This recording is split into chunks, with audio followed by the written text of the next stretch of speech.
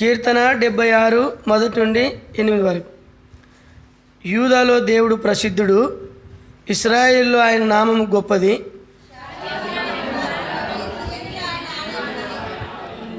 అక్కడ వీటి అగ్ని బాణములను, కేడములను, కత్తెలను, యుద్ధాయుధములను ఆయన విరుగగొట్టెను.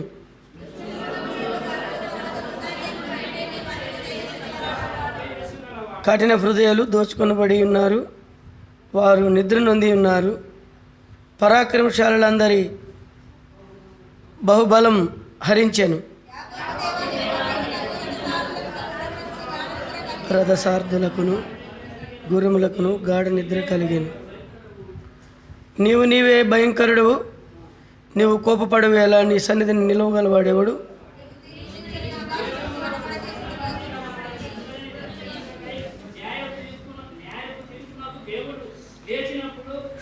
తొమ్మిదవ వచనం నేను చదువుతాను. దేశంలో శ్రమ నొందిన వారందరినీ రక్షించుటకై న్యాయపు తీర్పునకు దేవుడు లేచినప్పుడు భూమి భయపడి ఊరుకుండేను. చాలు, చిన్న ప్రార్థన చేస్తాం. ప్రేమ నమ్మకం కలిగిన తండ్రి యేసు ప్రభువా, నీ వందనాలు. నీ వాక్యం చేత మాతో మాట్లాడి బలపరిచి ఆశ్చర్యమైన సంగతులు చూపించండి. యోగ్యమైన విధానంలో బలలో చేయడానికి మాకు సాయం చేయండి. నీ సిలువను గురించి మేము ఎరగడానికి సహాయపడమని, సిలువ వేయబడిన యేసును ప్రకటించేదానికి సహాయం చేయమని యేసు ప్రభునామమున వేడుకున్నాం తండ్రి. ఈనాడు మరి దేవుని బిడ్డలమైనటువంటి మనము 76వ కీర్తన యూదాలో దేవుడు ప్రసిద్ధుడు అనే మాటను మనం చూస్తున్నాం. అయితే దాంట్లో 2వ వచనం, షాలేములో ఆయన గుడారం ఉన్నది, సియోనులో ఆయన ఆలయము ఉన్నది. సియోను గురించి మనం ధ్యానిస్తూ ఉన్నాం. సియోను రాజు ప్రభువే. చెప్పండి, సియోను రాజు ఎవరు? ప్రభు అయిన యేసుక్రీస్తు ప్రభువా. యూదా గురించి చాలా విషయాలు రాయబడ్డాయి. యూదా అనేటువంటి వ్యక్తి ఉన్నాడు, యూదా అనేటువంటి గోత్రం ఉంది, యూదా అనేటువంటి జనాంగం కూడా ఉన్నారు. తర్వాత యూదా అరణ్యం అని కూడా ఉంటుంది, యూదయ బెత్లెహేమ్ అని కూడా ఉంది బైబిల్లో. ఇప్పుడు ఈ యూదయ అనేటువంటిది మరి సియోను పర్వతం ఉండేటువంటి పట్టణం. మనం సియోనికి వెళ్ళాలంటే 7 విధాలమైనటువంటి 7 మెట్లు దాటి వెళ్ళాలి. 7 మెట్లు అంటే 7 కొండలకు సాదృశ్యం. వాటిలో మొదటి కొండని మనం చూసినాం. మొదటి కొండ ఏం కొండ? వెనకోలు చెప్పండి అమ్మా, ఏ కొండ చూసినాం? అరారాతు కొండ. అరారాతు కొండ ఏం చూపిస్తుంది? అది భయంగా. అరారాతు కొండ ఏం చూపిస్తుంది? శాప నివారణను చూపిస్తుంది. అరారాత్ అనుభవంలోనికి నేను వచ్చుడు ద్వారా శాప నివారణ పొందిన. ఇప్పుడు 7 కొండల్లో ఒక కొండ చూసినాం. మొదటి కొండ పేరు అరారాతు కొండ. 2వ కొండ మొరియా కొండ. 2వ కొండ ఫస్ట్ ఏమో అరారాతు కొండ దాటి వెళ్ళాలా, తర్వాత మొరియా కొండ వస్తుంది. మొరియా కొండ ఎంతో ఎత్తైన పర్వతం. ఆ మొరియా కొండ దాటిన తర్వాత వచ్చే 3వ కొండ సీనాయి కొండ. 3వ కొండ ఏ కొండ? సీనాయి కొండ. తర్వాత 4వ కొండ హోరేబు కొండ. ఏ కొండ? హోరేబు కొండ. 5వ కొండ కర్మేలు కొండ. 5వ కొండ ఏ కొండ? కర్మేలు కొండ. 6వ కొండ చెప్పండి, పిస్గా కొండ. ఇవి పాత నిబంధనలో ఉన్నటువంటి కొండలు. కొత్త నిబంధనలు కూడా కొండలు ఉన్నాయి. అవన్నీ మనం ధ్యానిస్తే చాలా టైం పట్టుకుంటుంది. అయితే చివరికి వచ్చేటువంటి కొండ పేరు ఏంటంటే సియోను కొండ. ఏ కొండ? సియోను కొండ. సియోను కొండకును జీవము గల దేవుని పట్టణమునకును మనం ఏం చేయబడ్డామంట? పిలువబడ్డాం. మనం ఏం చేయబడ్డాము? పిలువబడ్డాం. ఏ కొండకి? సియోను కొండకును జీవము గల దేవుని సంగమునకును దేవుని యొద్దకును పరిశుద్ధులు ఆత్మల యొద్దకును మనం ఏం చేయబడ్డామంట? పిలువబడ్డాం. హెబ్రీ పత్రికలో మాటలు మనం చదువుతాం 12వ అధ్యాయంలో. సరే, ఇప్పుడు మనం చదివేటువంటి లేఖన భాగంలో 2వ కొండను మనం ధ్యానిస్తాం. ఈ అనుభవాలు కూడా మనం వెళ్ళకపోతే మనం ఆ సియోను కొండ, జీవం గల దేవుని సంఘం, పరిశుద్ధుల ఆత్మల దగ్గరికి మనం వెళ్ళలేము. అందుకని ఈ కొండలన్నీ 7 మెట్లకు సాదృశ్యం. మొదటిది అరారాత్ అనుభవానికి మనం వచ్చాం. అరారాత్ అనుభవం ఏం చూపిస్తుందంటే దేవుని యొక్క ఉగ్రత నుండి శాప నివారణను చూపించింది. ఇప్పుడు రెండవది మొరియా కొండ. ఏ కొండ? అందరు చెప్పండి, అందరు చెప్పాలి. ఏ కొండ? అబ్రాహం, ఏం చెప్పకున్నావు? నీ చెల్లు పగలగొడతా నేను. నీ దృష్టి అంతా దాని మీదే ఉంటుంది. చెల్లు పక్క పెట్టు. ఇక్కడ చూడు, నన్ను చూడు. బగలేనా నేను? కమ్మ పెట్టుకుంటానులే నీళ్ళు అక్కడ. కాబట్టి దేవుని బిడ్డలైనటువంటి మనము మొరియా అనుభవంలోనికి మనం రావాలి. మొరియా అనుభవంలో ఎంతో దుఃఖం ఉంటుంది. మొరియా అనుభవంలో ఏముంటుంది? ఎంతో దుఃఖం ఉంటుంది. మొరియా ఎక్కడ మనకు పరిచయం అవుతుంది బైబిల్లో? ఎవరని చెప్తారా? మనకు బాగా తెలిసిందే. ఆది కాండంలో 22వ అధ్యాయం 1 కాడ ఆగిపోయినాడు, ఇంకోటికి రాలే చూడు. 22వ అధ్యాయంలో పరిచయం అవుతుంది కదా. ఏ కొండ? మొరియా కొండ. ఇక్కడ ప్రారంభమైంది శ్రమ. తండ్రి కొడుకుల మధ్యలో ప్రారంభమైంది శ్రమ. ఏమిటయ్యా ఈ శ్రమ అంటే, నువ్వు ప్రేమించి నీ కుమారుని తీసుకొని వచ్చి నాకు బలి చేయన్నాడు. ఇసాకు ఎంతో తగ్గింపు కలిగిన వాడు, తండ్రి బాగా పెంచినాడు. ఇసాకు దీనత్వం కలిగిన వాడు. ఇసాకు ఎవరు చూపిస్తున్నాడంటే ప్రభువైన యేసుక్రీస్తు. ఈ మొరియా కొండ పైనకి ఎవరైనా కట్లు పోతే కొండ మీద నుండి కిందికి కట్లు వేస్తారా? కింద నుండి పైకి కట్లు కనబోతారా?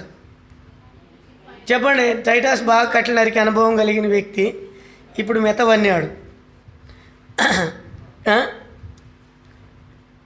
కట్టెలు పైనుండి కిందికి వేస్తారా? కింద నుండి పైకి కనబోతారా? ఇసాకు తన జీవితంలో కట్టెలు పైకి తీసుకుపోయినాడు. అంటే ఎంత బలాఢ్యుడై ఉండాలి కదా, ఎంత బలాఢ్యుడై ఉండాలా, బలం కలిగిన వ్యక్తి. అందులో దహన బలికి సరిపోయినటువంటి కట్టెలు కనపోవాలి. అది ఎవరైతే దహన బలి అర్పిస్తారో ఆ వ్యక్తే చీల్చాలి. అవి ఇంటికాడ గాడిద మీద మోసుకొచ్చినారు. ఇప్పుడు కొండ ఎక్కాల. కొండ ఎక్కేటప్పుడు మోసుకొని పోవాలా. ముసలోడు మోయలేడు. ఎవరు? వాళ్ళ ఆయన మోస్తాడా? మోయలేడు. ఇప్పుడు కొడుకు మోసాడు. కొడుకు యేసు ప్రభు వారికి సంకేతం. కట్టెలు సిలువకు సాదృశ్యం. అందుకనే లోకంలో ఉన్నటువంటి తీర్పును ఆయన భరించేదానికి ఈ లోకంలోనికి యేసు ప్రభు ఈ లోకంలోనికి వచ్చాడు. ఇప్పుడు ఇసాకు కూడా మొరియా కొండ మీదకి వెళ్తూ ఉన్నారు. ఒకవైపు ఏమో కత్తి ఉంది, ఇంకొక వైపు ఏమో కట్టెలు ఉన్నాయి, ఇంకొక వైపు ఏమో నిప్పు ఉంది. తండ్రిని అడుగుతాడు 8వ వచనంలో, ఏమని? నైనా కత్తి ఉండదు, నిప్పు ఉండదు, కట్టెలు ఉన్నాయి, గొర్రెపిల్ల ఏంది నైనా అని అడిగినాడు కదా. అని అంటే ఆయన ఏమన్నాడు? ఎంతో దుఃఖము, ఎంతో బాధ కదా. ఏం చేసినాడు? యెహోవా చూచుకొనును అంటే దేవుడు మన బాధలు చూస్తాడు. గుర్తుపెట్టుకోండి, దేవుడు మన బాధలు చూస్తాడు. నా బాధ ఎవరు చూడడంలే, నా బాధ నేనే అనుభవిస్తున్నాను అనుకుంటున్నావేమో. నీ బాధను భరించేటువంటి వాడు ఉన్నాడు. వారు యావత్ బాధలో ఆయన బాధ నొందెను అని యెషయా గ్రంథం 63:9 రాయబడింది. మన బాధల్లో ఎవరు బాధ పంచుకోరు. డబ్బులుంటే అందరూ వస్తారు, చీల పెడితే అందరూ వస్తారు, తినిపోతారు, సంతోషంగా ఉంటుంది. బాధ వచ్చినప్పుడు మాత్రం అందరూ తప్పించుకుంటారు. బాధ వచ్చినప్పుడు అందరూ తప్పించుకుంటారు, కానీ మన బాధ మనమే తప్పక భరించాలి. అయితే బాధల్లో కూడా దేవుడు నీకు తోడే ఉంటాడు. ఇప్పుడు ఇటువంటి బాధల్లో ఎవరున్నారు చెప్పండి? దేవుడు ఉన్నాడు. యెహోవాయే చూసుకొని, యెహోవా ఈరే అన్నాడు. యెహోవా ఈరే అంటే యెహోవాయే చూసుకుని, దేవుడే చూస్తాడు నైనా అని చెప్పాడు. ఆ కొండ అనుభవం ఏం చూపిస్తుందంటే, అబ్రహాం అయినటువంటి ఒక వ్యక్తి ఉండేవాడు. ఆ వ్యక్తిని దేవుడే శోధించినాడు, శ్రమలు కూడా నడిపించినాడు. ఇంకా శ్రమలో దేవుడు నన్ను విడిచిపెట్టినాడని బాధలో ఉన్నప్పుడు దేవుడు తన బాధను చూశాడు అని రాశాడు. దేవుడు ఆయన బాధను చూశాడని చెప్పి యెహోవా ఈరే అని రాయబడింది అక్కడ. యెహోవా ఈరే, యెహోవా చూసుకునను. దేవుడు మన బాధలు చూసేవాడు, దేవుడు మన కష్టమును చూసేవాడు. రెండు అనుభవం, దేవుని యొక్క ఈ అనుభవముల కిందికి నువ్వు రావాలి. కాబట్టి దేవుని బిడ్డలారా, దేవుడు నా కష్టమును, దేవుడు నిత్యముగా నా బాధను చూశాడని నువ్వు చెప్పగలగాల. అట్లాంటి అనుభవంలోకి నువ్వు ఎప్పుడైతే వస్తావో, ఆకాశమందున్న దేవుడున్నాడని, భూమి మీద న్యాయము నీతి జరిగించువాడని, యథార్థవంతులుగా జీవించిన వారికి ఏ అన్యాయం చేయడని, దేవుడు న్యాయం తప్పడని నువ్వు నమ్మి ఈ లోకంలో బ్రతకాలి. అప్పుడు దేవుడు నీకు న్యాయము చేస్తాడు. అందుకనే సీయోను అనుభవంలోనికి నువ్వు నేను రావాలంటే రెండవ అనుభవంలోనికి రావాలి, మొరియా అనుభవంలోనికి రావాలి కదా. కొన్ని మందిరాల పేరు ఏం పేరు ఉంటాయి? మొరియా ప్రార్థన మందిరం. ఎంతటి శ్రమలో ఉన్నవాడినైనా దేవుడు చూస్తున్నాడు అని అర్థం. దేవుడు నీ విషయమై చింతిస్తున్నాడు కదా. చాలాసార్లు మనము మన బాధను అనుభవించుకుంటూ మనముగానే చింత చేసుకుంటూ రాత్రి నిద్ర పట్టదు. మనకు చాలాసార్లు రాత్రి నిద్ర పట్టదు. ఏంది నా బ్రతుకు, ఏంది నా జీవితం, ఏమి ఇట్లయిపోతుంది పరిస్థితి అని అనుకుంటాం. కానీ మోకరించి ప్రార్థన చేస్తామని అనుకోం. గంటల తరబడి నిద్ర రాకపోయినా అటు ఇటు బొరులుతాం, ఏదేదో ఆలోచిస్తాం.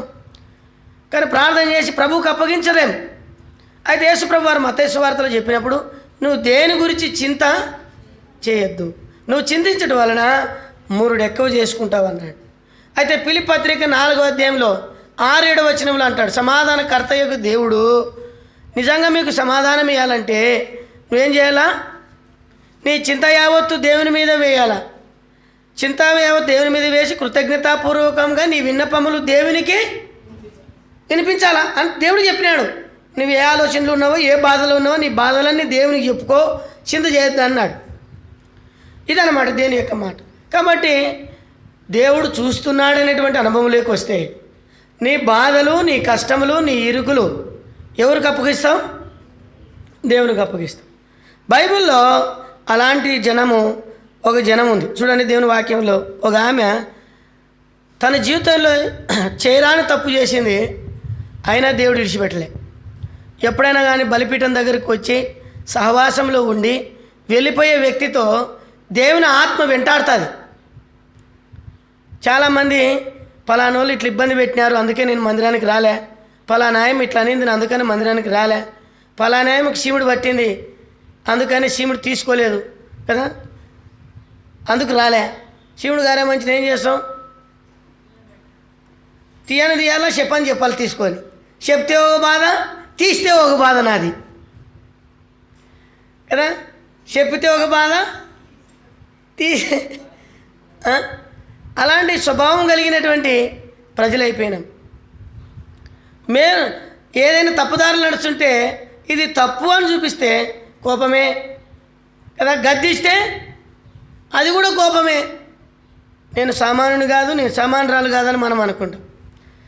అందుకని దేవుని బిడ్డలైనటువంటి మనము ఇక్కడ దేవుని సంఘం విడిచిపెట్టిపోయినటువంటి ఒక స్త్రీ ఉంది, దేవుని బలిపీఠం విడిచిపెట్టిపోయినటువంటి ఒక స్త్రీ ఉంది. ఆయమ్మ పేరే ఆగరు. 16వ అధ్యాయంలో రాయబడింది కదా. ఆయమ్మ ఏం చేసిందంటే ఐగుప్తు నుండి వచ్చింది. ఐగుప్తు నుండి శారాకు దాసిగా ఉంది, బాగా పనిచేస్తుందని చెప్పి భర్తకు పెళ్లి చేసింది. దేవుని ఉద్దేశం అది కాదు, దేవుని ఉద్దేశం అది కాదు. కానీ పెళ్లి చేసింది పిల్లలు కాలేదని పెళ్లి చేస్తే నిజంగా దేవుడు ఆమెకు సంతానం ఇచ్చినాడు. దేవుడు వాగ్దానపూర్వకంగా ఇచ్చిన సంతానం కాదు, మనిషి శరీరం ద్వారా వచ్చినటువంటి సంతానము ఎప్పటికీ లోబడరు. అలాగన వాగ్దానం చేత పంపబడలేదు. ఆమె గర్భవతి అయినప్పుడు శారమును ఏం చేసిందంట?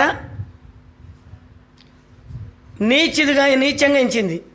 శారం ఏం తక్కువైందే? నేను అనుకుంటాను శారం అని పేరు ఉండేటోళ్ళ మహం మేధావులు ఏమనుకుంటా.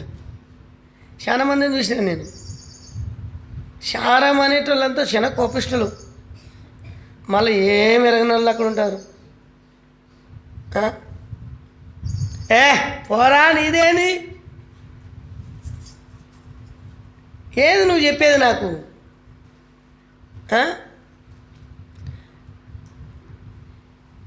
మా ఊర్లో కూడా ఉంది ఒక శారమ్మ. నేను శారమ్మ తీసి సంబరానమ్మ అని పెట్టినాను పేరు.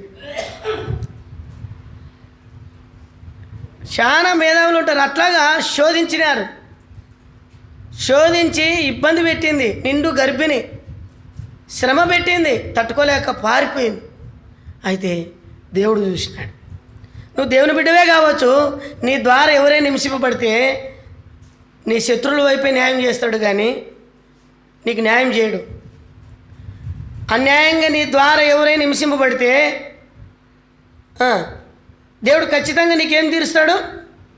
చెప్పండి, ఏం తీరుస్తాడు? తీర్పు తీరుస్తాడు. నీ ద్వారా ఎవరైనా శ్రమ పడితే నువ్వు దేవుని బిడ్డే కావచ్చు, నువ్వు ఎంత ప్రార్థన చేసినా దేవుడు అంగీకరించడు. అందుకనే ఇక్కడ రాయబడినటువంటి మాట ఏంటంటే, ఆ అమ్మ బలిపీఠం విడిచిపెట్టి పారిపోయింది. అప్పుడు దేవుడు అన్నాడు కదా, ఏమన్నాడు? శారా ఎక్కడి నుండి వచ్చినావు? శారా ఈ దాసివైన ఆగరు ఎక్కడి నుండి వచ్చినావు? ఎక్కడికి?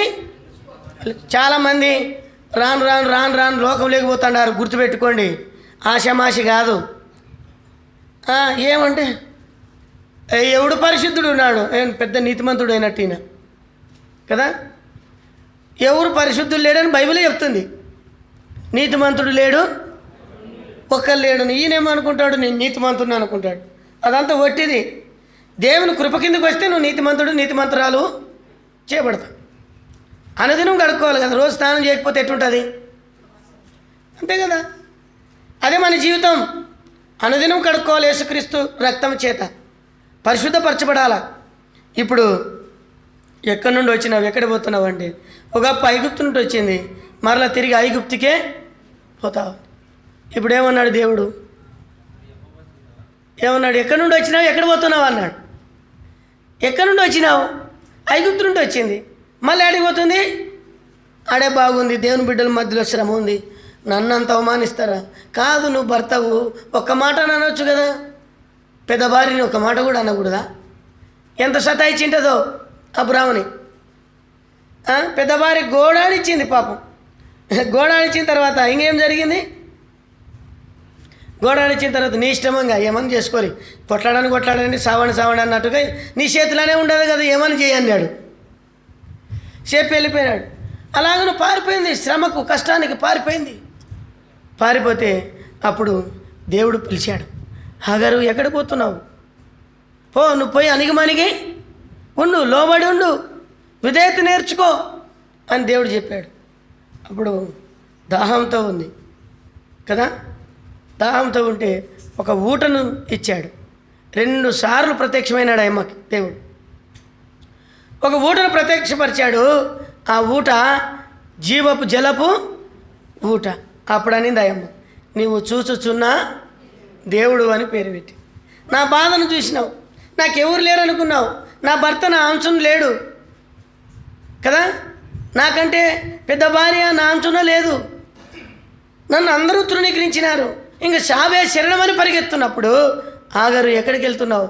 నీ గర్భంలో ఒక కుమారుడు రాబోతున్నాడు, అతని పేరు ఇస్మాయేలు. అతని పేరు ఏం పేరు? ఇస్మాయేలు. నీ కుమారుడు అందరికి విరోధి అవుతాడు, నేను నిన్ను ఆశీర్వదిస్తానని చెప్పి ఆశీర్వదించాడు. ఇదంతా ఎందుకు చెప్పినాను మీకు చెప్పాల్సి వచ్చిందంటే, మనల్ని ఎవరు శ్రమ పెట్టినా, మనల్ని ఎవరు ఇబ్బంది పెట్టినా మొరియా అనుభవం లేనికి మనం రావాలి. దేవుడు చూస్తున్నాడు అనాలి. భార్య భర్తల మధ్యలో కొట్లాట్లు వస్తుంటాయి కదా. ఏది నువ్వు మాట్లాడేది?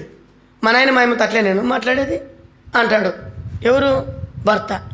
ఈ అమ్మ అంటుంది, మా అమ్మ అంటే నీకు ఓర్పు లేదు, మా నాయన అంటే ఓర్పు లేదు అని ఈ అమ్మ అంటుంది. అప్పుడు సరే ఇద్దరు దగ్గర నీది తప్పని ఆయన అంటావు, ఆయన తప్పని నువ్వు అంటావు. సరే అదే మాట అనకుండా సరేలే దేవుడు చూసుకుంటాడులే అంటే ఎంత బాగుండేది. ఆ మాట మనకు రాదు. నువ్వు ఇటు వచ్చినావు కాబట్టి నేను ఇట్టుపోతా, నువ్వు ఈ మాట అన్నావు కాబట్టి నేను ఇట్టుపోతా, నా సంగతి నేను చూపిస్తా, నీ సంగతి చూపిస్తే నా తడాకు చూపిస్తా. ఇది ఈనాడు జీవితాల్లో కుటుంబాల్లో ఇదే ఉంది. అయితే ఒకటి గుర్తుపెట్టుకో, భర్త హింసించినా భార్య హింస పెట్టినా ఎవరు ఏం పెట్టినా గుర్తుపెట్టుకోండి, చూస్తున్న దేవుడు ఉన్నాడు. చూస్తున్న దేవుడు ఉన్నాడు. దేవుడు ఎవరిని విడిచిపెట్టాడు. అర్థమైందా? ఎన్నిసార్లు గద్దించినా లోబడకపోతే ఎప్పుడో పాటు చంపేస్తాడు అంతే. అర్థమైందా? ఏమంటే నీకు నష్టపోతావని, నువ్వు దుఃఖపడతావని, నిన్ను ఇబ్బంది పరిచే దేవుని ఉద్దేశం కాకుండా దేవుడు నీకు కరుణ చూపిస్తాడు. అందుకని చూచుచున్న దేవుడు ఆయన. ఏ దేవుడు ఆయన? చూస్తున్న దేవుడు. అందుకని నేను ఎక్కువగా నన్ను ఎవరైనా ఇబ్బంది పెడితే నేనేం పట్టించుకున్న వాళ్ళ గురించి అసలు ఆలోచన చేయను. దేవుడు చూస్తున్నాడని. ఖచ్చితంగా దేవుడు చూస్తున్నాడు. అందుకనే మనం పగ తీర్చుకునే పని మన పని కానే కాదు, దేవుడు మనల్ని జ్ఞాపకం చేసుకోవాలి. అందుకని మరి అనుభవం లేనికి రా. ప్రతి శ్రమ కానీ, చిన్న విషయం కానీ, భార్యాభర్తల సంబంధమైన విషయాల్లో కానీ, ఏ విషయంలోనైనా నీది తప్పు కానప్పటికీ నీ తప్పు అంటే దేవుడు చూస్తున్నాడని దేవునికి అప్పగించి మనం ముందుకు వెళ్ళిపోవాలి. అన్ని జనుల మధ్యలో మనల్ని బట్టి దేవుని నామానికి అవమానం వచ్చే రకంగా మనం జీవించకూడదు. చూడండి దేవుని వాక్యంలో రండి, ఇంకొక భాగాన్ని చూడండి. నిర్గమకాండం 3వ అధ్యాయం 7వ వచనం. 3వ అధ్యాయం 7వ వచనం. నిర్గమకాండం 3వ అధ్యాయం 7వ వచనం. త్వరగా చదవాలా? నిర్గమకాండం 3:7. మరియు యెహోవా ఇట్లా నేను చూడండి, ఐగుప్తులోనున్న నా ప్రజల బాధను నేను నిశ్చయముగా చూసినాను.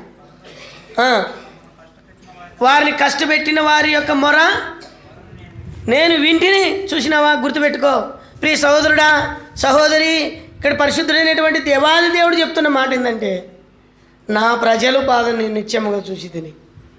నీ బాధ చూసేవాడున్నాడు, నీ అక్కర తీర్చేవాడున్నాడు, నీ దుఃఖం తీర్చేవాడున్నాడు.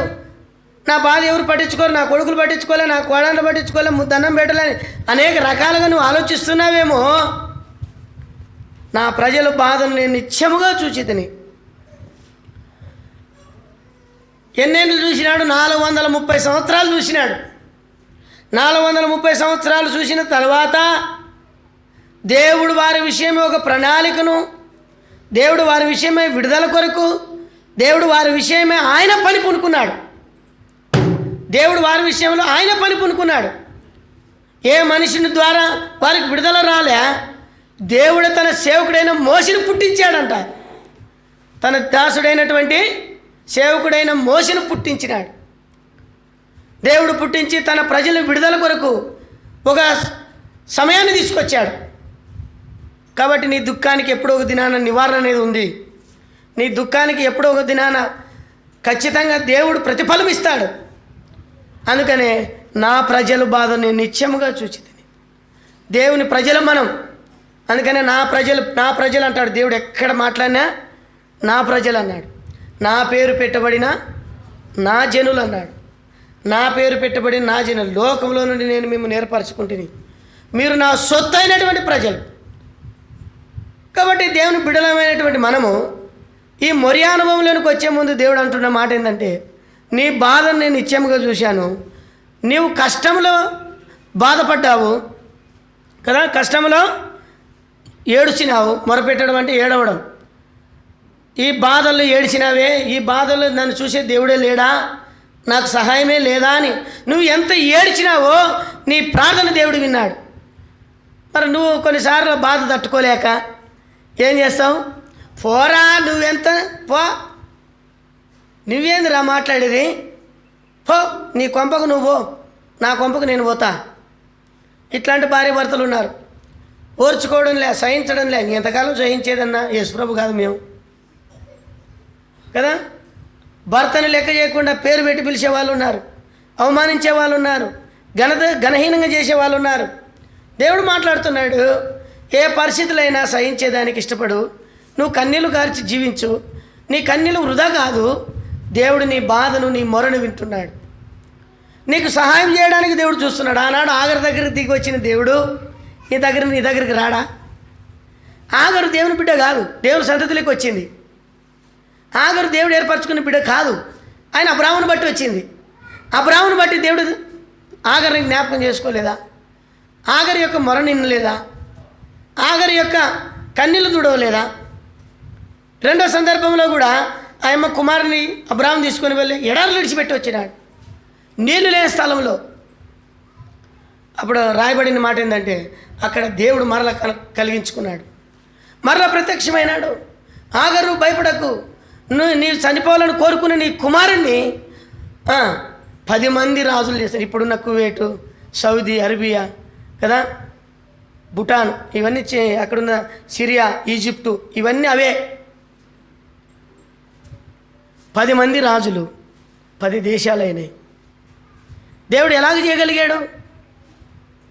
అలాంటి ఆగర్ని, అన్ని రాలైనటువంటి ఆగర్ని, ప్రభుని ఎరగనటువంటి బిడ్డను ప్రత్యేకించుకున్నాడు, తన సొత్తుగా చేసుకున్నాడు, తన బాధలన్నింటిని చూశాడు. అందుకని ఈనాడు కూడా లోకంలో ఉన్నటువంటి మీ బాధలన్నీ దేవుడు చూసేవాడుగా ఉన్నాడు. చూడండి, దేవుని వాక్యంలో ఇంకొక స్త్రీ బాధను చూశాడు. రండి, ఆదికాండం 29వ అధ్యాయం. ఆదికాండం 29:32 త్వరగా చదవండి. 29:32 చదవండి.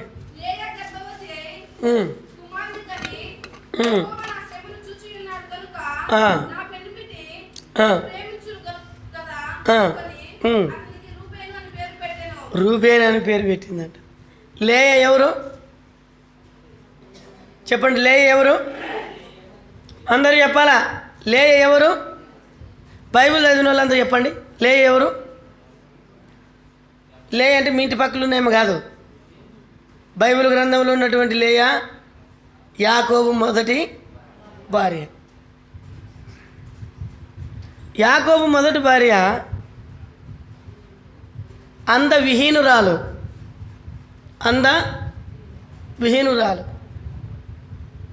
అయితే దేవుడు ఆమెను జ్ఞాపకం చేసుకున్నాడు. అందం చూసి మోసపోయి తిప్పల పడే వాళ్ళు ఉన్నారు. అర్థమైందా? అందము మోసకరం, సౌందర్యం వ్యర్థం కదా. వారి యేసన్ అని గొప్ప సేవకుడు చెప్పినాడు.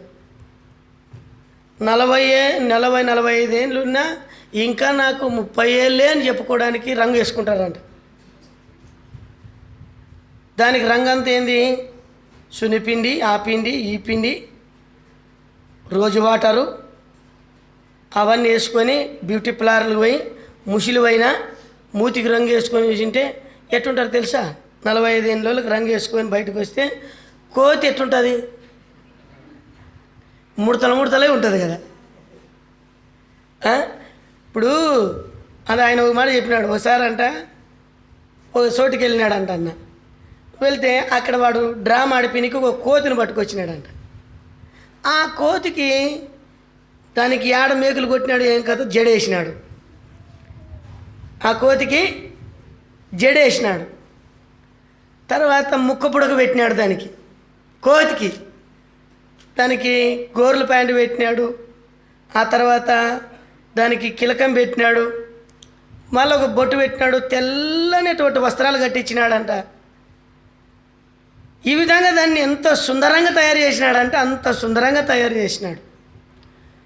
అంత సుందరంగా తయారు చేసి ఏమైనా కోతి రూపం ఏమైనా మారుతుందా? కోతి రూపం ఏమైనా మారుతుందా? మారదు. అందుకని చాలామంది ఎంత యవ్వనం ఉన్నా, ఎంత వయసు అయినా, ఇంకా నన్ను ఒక హాస్పిటల్ పోయినా మా నాయన చూపించి వస్తుంటే ఒక ఆయన ఎంత వయసు ఏజ్ ఉంటుందంటే మన కృపమ్మ అంత ఏజ్ ఉంటుంది. బురగాల కృపమ్మ ఏజ్ ఉంటుంది. ఆ అమ్మని ఒక చిన్న మన జేసీకి వాళ్ళ చెల్లెలు ఉండదు కదా, పొట్టిపిల్ల, ఆ పాప వచ్చి అక్క అనింది. ఆ అమ్మని మేము టాబ్లెట్లు తీసుకుంటే గమనిస్తున్నాను. నేను యాడికి పోయినా ఫస్ట్ ప్రజలు గమనిస్తుంటా. నేను యాడికి పోయినా వాళ్ళు ఎంత మాట్లాడుతున్నా నా మైండ్ అంతా మనుషులు గమనిస్తుంటా. అక్క అనింది. అక్కని తెలకాల ఆ అమ్మ 10 రూపాయల కాగితం ఇచ్చింది. ఇచ్చి చూడు ఆ పక్కన ఆమె చెప్తుంది, ఇంకొక ఆమె టాబ్లెట్లు ఇచ్చే టైంకి, చూడే ఆ పిల్లకి నేను అక్కడక్కడ కనపడినట్టు వాడు ఇంకోడు గాడిద వచ్చినాడు, వాడు నన్ను ఆంటీ అన్నాడు, వాడు సిగ్గులేనాడు వాడు అనింది. నాకు ఆశ్చర్యం కలిగింది. నేను పుడికిన ఆంటీ అనాలనుకుని ఆంటీ అనంటే ఉండేది నాకు కథ. చదువుకున్న వాళ్ళు అంటే కదా అనేది. అందుకనే మనకి ఏమి కిరీటాలేం పడిపోవు. దేవుని బిడ్డలమైనటువంటి మనము సౌందర్యం వ్యర్థమైనటువంటిది, ఇవన్నీ తాత్కాలికమైనటువంటివి. ఏదో ఉండేదానికి కొద్దివరకు చాలు, దుర్వాసన మన దగ్గర కొట్టకుండా. అయితే ఇంకా కొంతమంది ఏం చేస్తారంటే సెంటు కొట్టుకోవచ్చు, కొంచెమే చచ్చిపోయిన శవాలు కొట్టినట్టు కొట్టుకోవద్దండి. కొంతమంది పోతుంటే రోడ్డు మీద ఈ శవం ఎక్కడుంటే పోతుంది, నేను ఏదో శవం పోయింది అన్నట్టుంటుంది. కొట్టుకోవాలి కొంచెం, అంతే వికారంగా చేస్తూ ఉంటారు. కాబట్టి దేవుని బిడ్డలారా, ఇప్పుడు లేయ ఎలాంటిదంట చెప్పండి. లేయ ఎలాంటిది? అందరి చేత అక్క బాగలేదని చెల్లెలి ఎంతో సౌందర్యంగా ఉండేది. ఈయన కూడా మోసపోయినాడు పాపం, ఆయమ్మని చేసుకొని కష్టాలు తెచ్చుకున్నాడు. రాహేలును ప్రేమించినాడు, లేయను ద్వేషించినాడు. అయితే రాత్రి పెళ్లి చేసి వీడు మోసగాడే, ఈయన కూడా సామాన్యుడు కాదు. ఇశ్రాయేల్ అనేటువంటి వ్యక్తి యాకోబు మోసగాడు. ఎలాంటి మోసగాడు? తండ్రి దగ్గర పోయి నేనే ఏశావునని అబద్ధం చెప్పి మోసం చేసినాడు. మోసగాడు ఎప్పుడైనా ఏమవుతాడు? మోసపోతాడా లేదా? మా ఊరిలో ఇది లైవ్ ఉంది, మా ఊరు వాళ్ళు కూడా చూస్తారు, ఛానల్స్ ఒక 100 మంది చూస్తారు మా ఊరు వాళ్ళు. మా ఊరు మా ఇంటి పక్కనే ఉన్నాడు, చాలా తెల్లగా ఉన్నాడు, పిల్లోడేం బాగున్నాడు. వాళ్ళ నాయన వాళ్ళ అమ్మ ఏం చేసినారంటే, నా బిడ్డ పిల్లని చేసుకోడని చెప్పి, వరుసకి బిడ్డ పిల్ల అవుతుంది చేసుకోరని చెప్పి, వాళ్ళ శావల, ఇక్కడ శావలని, ఇక్కడ ఆదోని పక్కన ఉంటుంది శావల, ఊరి పేరే శావల. అక్కడ ఓ పాప ఉంది. ఎట్లుందంటే పద్దులు అక్కడ ఉంటుంది అనుకో, పద్దు కొంచెం తెల్లగా ఉంది. ఎట్లుంటుందంటే ఎవరి భాషలో చెప్పుకుందాం మనం, చాలా నల్లగా ఉంది, తుమ్మమొద్దు కంటే నల్లగా ఉంది. అయితే అట్లాంటి అమ్మాయిని ఇటు చేసుకోవడం చెప్పి చూపించేటప్పుడు ఇంటి పక్కల పిల్లల్ని తీసుకొచ్చి కూర్చోబెట్టి చూపించినారు. నేను అయినా నా పెళ్లి చూపులకి మామ అవుతాడు ఆయన. ఏం మామయ్య అదృష్టవంతుడు నువ్వు అని చెప్పినాను. ఆయన ఖుషి అయినాడు. తీర పెళ్ళిలకు ఇందులో పెళ్ళినట్టుంటుందంటే తాలిబొట్టు కట్టే ముందు తోలుకొచ్చారు. పెళ్లి కూతురుని తీసుకురండి అన్నారు, తోలుకొచ్చినారు. అప్పటిదాకా కప్పినారు అది బట్ట. తాలిబొట్టు మెడలో కడితేప్పుడు టవల్ ఎన్నుకుని దిగ్గినారు. చూసి వాడు ఏడుస్తుంటే అని బాధ వద్దు, ఇంక లాస్ట్కి ఓదార్చాం కదా, ఏమో లేరా మీ పాపే కదా, మీ బంధువుల పాపే కదా. కొంతమంది జీవితాలు ఇంతే, ఏమో ఏం చేస్తాం, నీ అదృష్టం అట్లుందని అది ఇది చెప్పి. అందుకని మోసం చేసేటోడికి ఎప్పటికీ ఏం చేశాడు, వాడు పెద్ద మోసగాడు కాబట్టి వాడు మోసపోయినాడు. ఇప్పుడు యాకోబు కూడా రాత్రి పెళ్లి చేసినాడు. వాళ్ళ మామ పగులు చేసి చూస్తారని రాత్రి పెళ్లి చేసిన తర్వాత ఉదయం లేచి చూస్తే ఈ అమ్మ కళ్ళు కడుక్కుంటుందంట, చీపురు కండ్లది. ఏడ్చినాడు, బాధపడినాడు. ఏ మామ ఇంత మోసం చేస్తా అంటే, మా ఊర్లో పెద్దదాన్ని పెట్టుకొని చిన్నదాన్ని చేయకూడదు అల్లుడా అన్నాడు. చిన్నది కూడా నీకే చేస్తా, గొర్రెలు కాయిపో అంటే. ఆ అమ్మ కోసం 7 ఏళ్ళు కాసినాడు, ఈ అమ్మ కోసం 7 ఏళ్ళు కాసినాడు. ఈ చిన్నాయమ్మని ఇచ్చినక్కడ ఇంకా ఎక్కువ పెరిగింది. ఏమిడిది కాదబ్బా, సంతోషం పెరిగి ఇంకా 7 ఏళ్ళు కాసినాడు. ఫ్రీ ఎన్నేళ్ళే? 21 సంవత్సరం జీతంలో భూగ చేసినాడు తన్నానికే. అయితే దేవుడు కరుణించినాడు. ఇప్పుడు వీళ్ళిద్దరి మధ్యలో అసమాధానం ఉంది. అయితే ఈయన ఎక్కువ ఇష్టపడాడనిలే, చెల్లెలు ఇష్టపడాడనిలే. నా భర్తను మోసగించి నువ్వు చేసుకునేవా అని చిన్నాయమ్మ, ఏం చేసినావు నాయన చేసినాడని పెద్దాయమ్మ. ఇదే వాళ్ళ జీవితంలో సమస్య. అప్పుడు దేవుడు జ్ఞాపకం చేసుకున్నాడంట. దేవుడు ఎవరికి జ్ఞాపకం చేసుకున్నాడు? అందరు తిడతా ఉంటే మౌనంగా ఉంటూ వచ్చింది, గర్భవతి అయింది. యెహోవా దయ వలన నేను గర్భం ధరించినానని చెప్పి నన్ను అందరూ స్త్రీలు భాగ్యవంతురాలు అంటారు, భాగ్యం అంటారు అందరూ. కొంతమంది భాగ్యం వాళ్ళు ఉంటారు. మీ ఊర్లో లేరా భాగ్యం వాళ్ళు? పేరు భాగ్యవంతురాలు, భాగ్యవంతురాలు, భాగ్యమ్మ పిలిచినారు పేరు. ఆ తర్వాత దేవుడు జ్ఞాపకం చేసుకొని చక్కని కుమారుడు ఇచ్చినాడు. అప్పుడు చెప్పింది ఆయమ్మ పేరు పెట్టేటప్పుడు చాలా అద్భుతమైన పేర్లు పెట్టింది. దేవుడు నా నిశ్చయముగా నా బాధను చూశాడు. దేవుడు మన బాధలు చూస్తాడు. మర్చిపోయినాడు దేవుడు అనుకోవద్దండి. సియోను కుమారి కన్యక, దేవుడు నన్ను చూడట్లేదని, దేవుడు నన్ను మర్చిపోయినాడని నువ్వు అనుకుంటున్నావా? ఏమన్నాడు? స్త్రీ తన గర్భంలో పుట్టిన చంటి పిల్లనైనా మరుచునేమో కానీ నేను నిన్ను ఎన్నడు మరు ముదిము వచ్చే వరకు నిన్ను ఎత్తుకునేవాడని నేనే. బలము ఐశ్వర్యము ఘనత ఉన్నంతకాలం మనల్ని ప్రేమించవచ్చు. బలం తగ్గిపోయిన తర్వాత మన బంధువులందరూ మనల్ని పిల్లలు కూడా విడిచిపెట్టవచ్చు. కానీ దేవుడు మాత్రం మనల్ని ఎప్పటికీ విడిచిపెట్టాడు. మనతో వచ్చేవాడు మన దేవుడైనటువంటి యెహోవాయే అనే మాటకు అర్థం. కాబట్టి ఇప్పుడు చెప్పింది ఏంటంటే, దేవుడు నా బాధను నిశ్చయముగా చూసిన. నీ బాధలు చూసేవాడు. ఇదే మరి అనుభవం. దేవుడు నిన్ను చూస్తున్నాడు. దేవుడు నిన్ను కరుణించాలని ఆయన చేతులు చాచి ఉన్నాడు. కాబట్టి ఈ రెండు అనుభవంలోనికి నీవు నేను రావాలని దేవుడు మాట్లాడుతున్నాడు. చూడండి, దేవుని వాక్యంలో ఇంకొక ఆయన ఉన్నాడు. 41వ అధ్యాయం 51 వచనంలో ఆది కాండంలో యోసేపు కూడా అంతే. దేవుడు నిశ్చయముగా నా బాధను చూసినని చెప్పి మొదటి కొడుకు మనష్షే అని పెట్టాడు. రెండో కొడుకుకి ఎఫ్రాయిం అని పేరు పెట్టాడు. బాధ కలిగిన దేశంలోనే ఆయన అభివృద్ధి పరిచినాడని చెప్పాడు. ఎక్కడ బాధ ఉందో, ఎక్కడ నష్టం ఉందో, ఎక్కడ కష్టం ఉందో అక్కడ దేవుడు నీకు విజయం ఇచ్చేవాడుగా ఉన్నాడు. నీ కన్నీళ్ళు తుడిచేవాడుగా ఉన్నాడు. నీ బాధను చూసేవాడుగా ఉన్నాడు. అయితే నువ్వు రావాల్సింది ఎక్కడికంటే అబ్రాహాము ఇస్సాకు వచ్చినట్టుగా మోరియా అనుభవంలోనికి రావు. మోరియా అనుభవంలోకి వస్తున్నావా? మోరియా అనుభవంలో నీవు నేను ఉండి ప్రభుతో మనం ఉండాలని సిలువ వేయబడిన యేసు ప్రభుని చూపిస్తుంది మోరియా. ఆ తర్వాత అబ్రాహాము కట్టెలు తీసుకుని వెళ్ళి పేర్చి ఇస్సాకును దాని మీద పండబెట్టినప్పుడు అన్నాడు దేవుడు, ఇదిగో ఆ పిల్లవాడిని ముట్టవద్దు, ఆ పిల్లవాని మీద చేయి వేయవద్దు, కొమ్ములు తగులుకొనిన్నటువంటి పొట్టేలు అక్కడ ఉంది. మీ కొరకైనటువంటి చంపబడేటువంటి గొర్రె పొట్టేలుగా వచ్చాడు యేసు ప్రభు.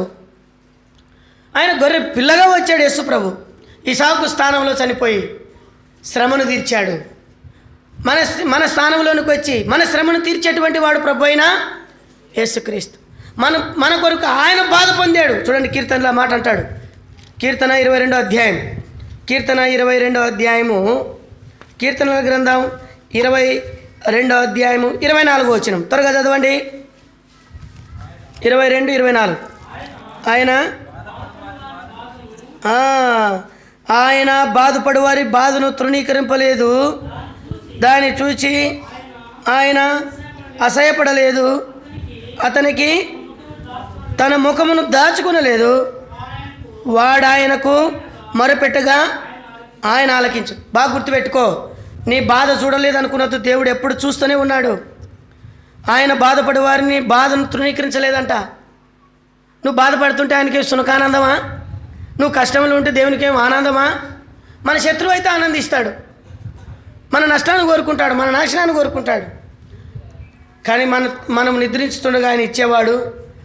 తాను ఏర్పరచుకున్న వారు దివరాత్రులు మొరపెట్టుకుంటుండగా ఆయనకి వారికి ఈడ అనేటువంటి చెప్పినటువంటి ఈ దేవుడు ఏం చేస్తున్నాడంట? బాధపడే వారి బాధను తృణీకరించలే. నీ బాధను తృణీకరించలేదు, నిన్ను అవమానంను అప్పగించలేదు. అక్కడ రాయబడినటువంటి మాట అదే, తృణీకరించలేదు, ఆయన అసహ్యపడలేదు, అతనికి ముఖము దాచుకో. దేవుడు ముఖం దాచుకోలే, ముఖం తిప్పుకొని పోయేవాడు కాదు. మన బంధువులు, మన రక్త సంబంధులు కష్టాలు ఉన్నప్పుడు ముఖం తిప్పుకొని వెళ్ళిపోతారు అందరూ. కానీ దేవుడు నీ కోసం ఈనాడు కూడా ముఖం తిప్పుకోలేదు. ఆయన చేతులు చాచబడి ఉన్నాయి. అందుకనే నా చేతులు కుర్చగాలేదు, నా ముఖమును నేను దాచుకోలేదు, నేను మీకు సహాయం చేయట కొరకే చేతులు చాచి ఉంచిన. ఈనాడు దేవుడు నీ కొరకు నా కొరకు ముఖం తిప్పుకునేవాడు కాదు. సాయం, మీ బాధలు పడతా ఉంటే నీకు సాయం చేయాలని, నువ్వు ఏడుస్తున్న నీ అర్థనాదాలు వినాలని, వారి మొరకు నేను అంగీకరించేది అని చెప్పాడు. కనుక ఈ మాటలన్నీ నీ హృదయంలో పెట్టుకో. యేసుక్రీస్తు ప్రభువారు ఈ లోకంలో ఉన్నప్పుడు నీ కొరకు నా కొరకు బాధను అనుభవించినాడు, శ్రమను అనుభవించినాడు. అందుకని యేసు ప్రభు చెప్పిన మాట యోహాను సువార్త 16వ అధ్యాయం 33వ వచనం. ఆ మాట చదవండి చివరిగా. 16:31, 33. నా యందు మీకు సమాధానం కలుగునట్లు ఈ మాటలు మీతో చెప్పుచున్నాను. లోకములో మీకు శ్రమ కలుగును, ఆయనను ధైర్యం తెచ్చుకునుడి, నేను లోకమును. నేను భయపడాకు. నీకంటే ముందు యేసుప్రభు శ్రమ గుండా వెళ్ళాడు. యేసుప్రభు నీ కొరకంటే ముందు అవమానించబడ్డాడు. యేసుప్రభు నీకంటే ముందు తృణీకరింపబడ్డాడు.